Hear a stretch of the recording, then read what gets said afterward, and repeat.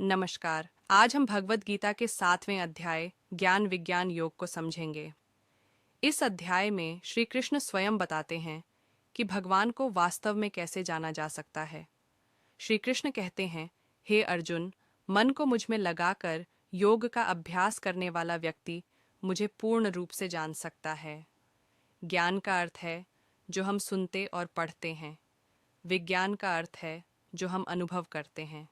भगवान कहते हैं कि जब ज्ञान और अनुभव एक हो जाते हैं तब सच्चा बोध होता है। श्री कृष्ण अपनी प्रकृति को दो भागों में बताते हैं, अपरा और परा। अपरा प्रकृति में आते हैं पृथ्वी, जल, अग्नि, वायु, आकाश, मन, बुद्धि और अहंकार। परा प्रकृति है जीवात्मा। यही जीवात्मा इस संसार को चलाती है। भगवान कहते हैं, मैं ही इस संपूर्ण जगत का उद्गम हूँ।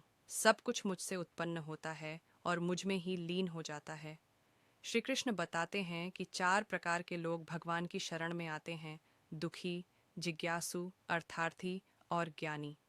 इनमें ज्ञानी भगवान को सबसे प्रिय होता है। भगवान कहते हैं, जो मुझे सभी में समान रूप से देखता है वह कभी मुझसे अलग नहीं होता, लेकिन माया के कारण अधिकांश लोग मुझे पहचान नहीं पाते।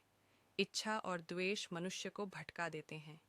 जो व्यक्ति इनसे ऊपर उठ जाता है वही मुझे सच्चे रूप में जान पाता है।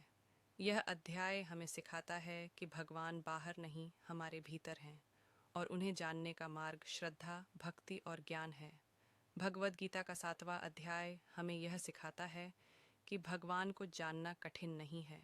जब हम श्रद्धा, ज्ञान और अनुभव तीनों को जोड़ देते हैं तब जीवन दिव्य बन जाता है। यदि आप भगवत गीता का हर अध्याय सरल भाषा में समझना चाहते हैं तो सनातन ज्ञान चैनल को सब्सक्राइब करें।